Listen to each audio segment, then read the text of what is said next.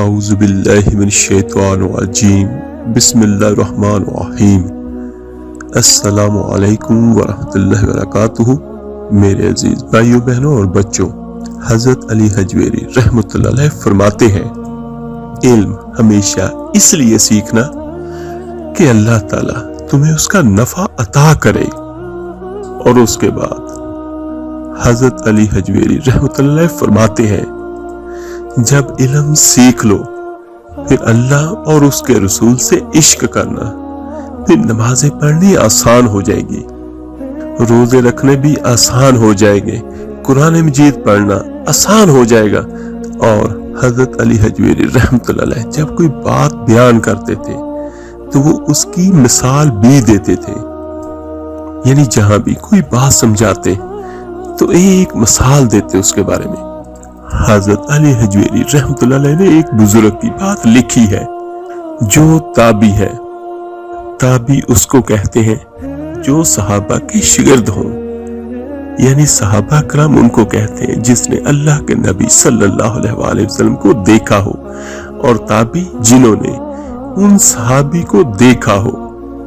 ایک بزرگ کی بات وہ لکھتے ہیں اپنی کتاب میں سینکڑوں سال پہلے، جو تابعی ہے وہ فرماتے ہیں کہ ان بزرگوں کا طریقہ یہ تھا کہ وہ لوگوں سے چھپ کے پہاڑ کے پیچھے عبادت کرتے تھے، اور ان کی عادت یہ تھی کسی سے ملتے نہیں تھے، بالخصوص فجر کی نماز سے لے کے عصر کی نماز تک وہ کسی سے بھی نہیں ملتے تھے۔ انہوں نے کچھ بکریاں رکھی ہوئی تھی اور ان کو چراتے رہتے تھے دریائے فرات کے کنارے، اور نفل پڑھتے رہتے تھے، اللہ کی عبادت کرتے تھے۔ اس وقت ان سے کوئی ملنے کے لیے بھی نہیں آتا تھا۔ ایک شخص بڑی دور سے ان کی شہرت سن کے آیا کہ میں نے تو ملنا ہے، اور لوگوں نے جب سنا تو لوگوں نے کہا کہ وہ اس وقت کسی سے بھی نہیں ملتے، اگر کوئی ملنے بھی جائے تو ناراض ہو جاتے ہیں۔ تو وہ شخص کہنے لگا، اللہ کا بندہ ہے، اگر ناراض ہو بھی جائیں گے تو لمبے ناراض نہیں رہیں گے، کیونکہ اللہ والے جلدی راضی ہو جاتے ہیں۔ وہ پہنچے پہاڑ کی اس سمت جہاں پہ وہ بزرگ رہا کرتے تھے، تو اس شخص نے وہاں جا کر کیا عجیب منظر دیکھا کہ وہ بزرگ تابعی نماز پڑھ رہے ہیں دریائے فرات کے کنارے، اور ایک بھیڑیا ان کی بکریوں کی حفاظت کر رہا ہے۔ سبحان اللہ۔ وہ شخص کہتا ہے کہ میں حیران رہ گیا کہ بھیڑیا تو بکریاں کھایا کرتا ہے، اور یہاں پر بھیڑیا بکریاں کو چرا رہا ہے، ان کی حفاظت کر رہا ہے۔ وہ کہتے ہیں جب میں گیا تو وہ بزرگ تابعی نوافل میں مصروف تھے، اور جب وہ فارغ ہوئے تو مجھے کہنے لگے کہ اس وقت کیوں آئے ہو؟ تو میں نے کہا، حضور اگر آ ہی گیا ہوں تو مہربانی کرے اور قبول فرما لے۔ میں بیٹھ گیا وہاں پہ، اور میں نے پوچھا ان سے، حضور یہ بھیڑیا بکریاں چرا رہا ہے؟ بھیڑیوں اور بکریوں کی صلح کب سے ہو گئی؟ تو وہ شخص کہتا ہے کہ ان بزرگ تابعی نے لمبی تقریر نہیں کی، صرف ایک جملہ بیان کیا۔ وہ فرمانے لگے کہ جب سے بکریوں کے مالک نے رب سے صلح کر لی، تب سے بھیڑیوں نے بھی بکریوں سے صلح کر لی ہے۔ سبحان اللہ، یعنی بکریوں کے مالک نے اللہ سے صلح کر لی۔ صلح کا مطلب کیا ہے کہ گناہوں کو چھوڑ دیا اور اللہ کی فرما برداری میں آ گئے۔ اب پھر اسے بکریاں چرانے کی ضرورت نہیں رہی، اور بکریاں اب بھیڑیا چراتا ہے۔ وہ شخص کہنے لگا کہ یہ بات سن کے میرے اوپر کب کبھی طاری ہو گئی، اور مجھے پیاس لگی، اور مجھے خواہش بھی آئی کہ اب پتہ نہیں بابا جی مجھے کچھ کھلائیں گے پلائیں گے بھی کہ نہیں۔ وہ کہنے لگے کہ میرے دل میں یہ خیال جیسے ہی آیا تو بزرگوں نے ایک لکڑی کا پیالہ پکڑا، اور جس غار میں وہ بیٹھے ہوئے تھے ایک پتھر تھا جس کی ڈھلان بنی ہوئی تھی غار میں۔ بابا جی نے وہ لکڑی کا پیالہ اس ڈھلان کے نیچے رکھا، تو جیسے ہی انہوں نے رکھا تو وہ دودھ سے لبالب بھر گیا۔ وہ کہتے ہیں ان بزرگ تابعی نے وہ پیالہ مجھے دیا، میں نے پیا تو انتہائی ٹھنڈا اور میٹھا دودھ اور میری طبیعت خوش ہو گئی۔ اور بابائی نے وہی پیالہ دوبارہ اسی جگہ رکھا تو پھر وہ لبالب شہد سے بھر گیا اسی جگہ پر رکھنے سے۔ یہ سینکڑوں سال پہلے کا واقعہ حضرت داتا علی حجویری رحمۃ اللہ علیہ لکھ رہے ہیں۔ وہ شخص کہتے ہیں کہ وہ پیالہ انہوں نے مجھے پھر دیا تو میں نے فوراً کہا، حضور یہ دودھ تو گائے اور بھینس دیتی ہے، پہاڑوں سے تو نہیں نکلا کرتا، اور شہد تو شہد کی مکھیاں دیتی ہے، پتھروں سے تو نہیں نکلتا، یہ آپ کہاں سے نکال رہے ہیں؟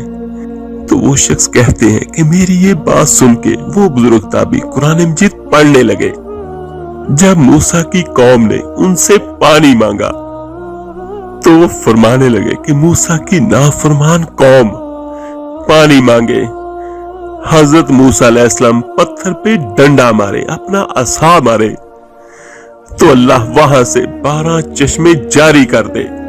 جو رب حضرت موسیٰ کی نافرمان قوم کے لیے پتھروں اور پہاڑوں سے چشمے نکال دیتا ہے، وہ محمد عربی کے غلاموں کے لیے پتھروں اور پہاڑوں سے دودھ اور شہد بھی نکال دیا کرتا ہے صلی اللہ علیہ وآلہ وسلم۔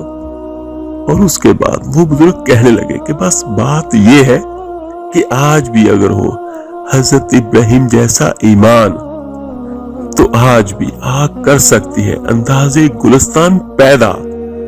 پھر وہ شخص کہنے لگا بزرگ تابعی سے، حضور پھر میرے لیے بھی دعا کیجئے۔ تو وہ بزرگ کہنے لگے پھر دعا؟ تو دعا نہ کرا تو مدینے والے کی غلامی شروع کر، تو نبی کریم صلی اللہ علیہ وآلہ وسلم کی غلامی شروع کر۔ حضرت علی حجویری رحمۃ اللہ علیہ نے کیا فرمایا؟ ایک بات علم، اور پھر فرمایا اللہ رسول صلی اللہ علیہ وآلہ وسلم سے محبت، اور تیسری بتائی کہ حضور کی غلامی۔ اس سے سارے مکاشفات کھلیں گے، اس سے سارے مشاہدات کھلیں گے، اسی سے کرامتیں ملیں گی، اسی سے مقبولیت ہوگی، اس سے اللہ کی بارگاہ میں مرتبہ ملے گا، اور آقا کریم صلی اللہ علیہ وآلہ وسلم کے دربار میں بھی اسی سے مرتبہ ملے گا۔ تو میرے عزیز بھائیوں بہنوں اور بچوں، آج والا جو ہمارا عمل ہے یہ اللہ تعالیٰ کے بہت پیارے اور طاقتور ترین نام کا ہے، یا جبارو، اے سب سے زبردست۔ اس کے بہت ساری معنی ملتے ہیں۔ یا جبارو کا مطلب یہ بھی ہے کہ بگڑے کاموں کو بنانے والا، اور ایک اس کا معنی یہ بھی ملتا ہے کہ اے سب پر غالب۔ بہرکیف اس سے مراد یہ ہے کہ جو کسر پوری کر دے، فقیر کو غنی کرنے والا، تنگی کو آسانی میں تبدیل کرنے والا، مریض اور مصیبت زدہ کو صبر کی بدولت پورا اجر دینے والا اور عافیت سے نوازنے والا۔ یہ اسم قرآن کریم میں صرف ایک بار ایک جگہ پر آیا ہے۔ اللہ تعالیٰ کا فرمان ہے سورہ حشر کی آخری آیتوں میں، هو اللہ المالک القدوس السلام المحمن المہیمن العزیز الجبار المتکبر۔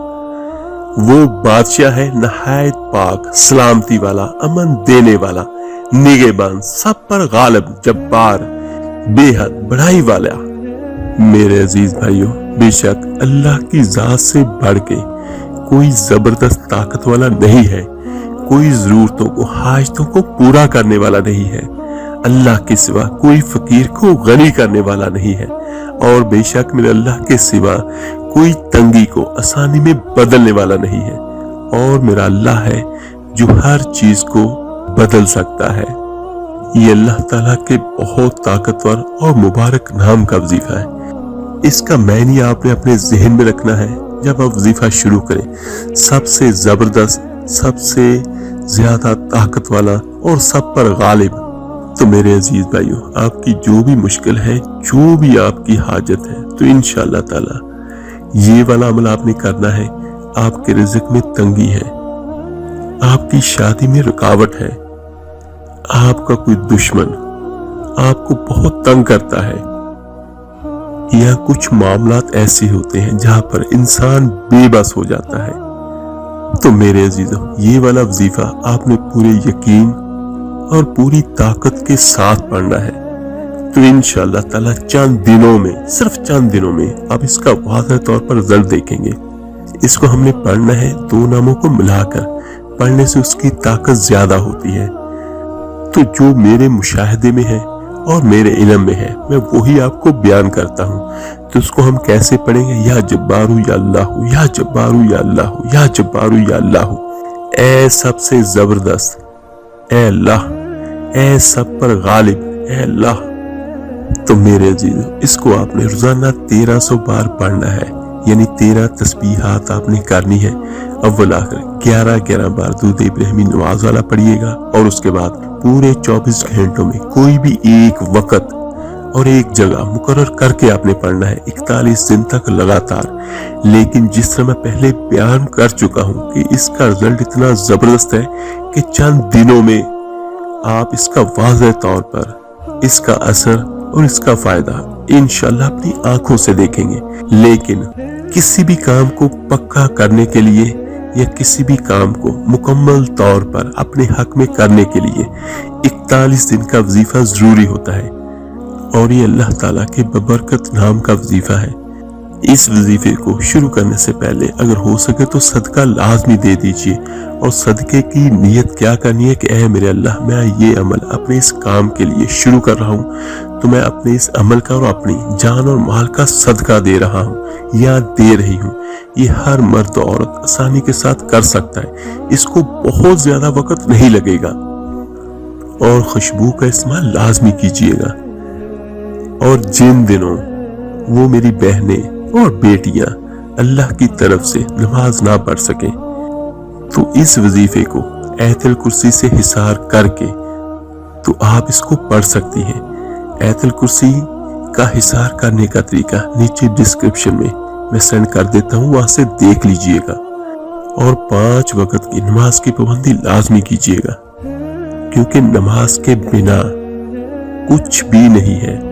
ہمارا سب سے پہلا کام جو ہے وہ 5 وقت کی نماز ہے، اور اس کے بعد جو وظیفے یا وظائف ہیں یہ سب نفلی عبادت میں آتا ہے، اور نماز جو ہے وہ فرض ہے۔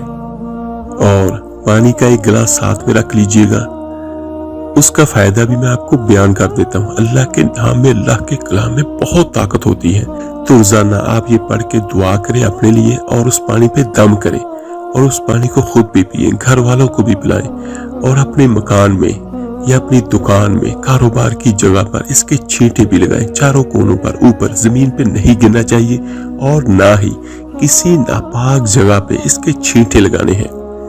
اور ساتھ ساتھ یہ نیت بھی کریں کہ اے میرے اللہ، میرا یہ کام بہتر کر دیں۔ اگر آپ رزق کی تنگی کا شکار ہیں، یا آپ کی شادی کا مسئلہ ہے، یا جو بھی ہے، تو ساتھ ساتھ وہ نیت کریں، اور اپنے دل میں اس کا خیال بار بار رکھیں، اور آپ کی زبان پہ یہ جاری ہو، یا جبارو یا اللہ، یا جبارو یا اللہ، یا جبارو یا اللہ۔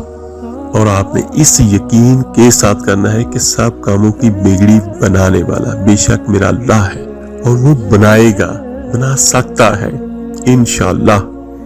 اللہ تعالیٰ سے دعا ہے، اللہ تعالیٰ ہم سب کے دلوں میں اپنے اور اپنے نبی کی محبت عطا فرمائے، آمین ثم آمین۔ آپ میرے لیے دعا کیجیے گا، انشاءاللہ میں آپ سب کے لیے ضرور دعا کروں گا۔ اس ویڈیو کو لائک اور شیئر ضرور کیجیے گا، صدقہ جاریہ سمجھ کر۔ آپ کے ایک شیئر کرنے سے جو اللہ کا نام، اللہ کا کلام پڑھے گا، سنے گا، اس کا اجر آپ کو، مجھے، ہم سب کو ملے گا۔ تو ملتے ہیں جلدی انشاءاللہ تعالیٰ ایک نئی وظیفے عمل کے ساتھ۔ اپنا بہت بہت خیال کیے گا۔ اللہ حافظ۔ صلی اللہ علیہ وسلم ابر کرم گے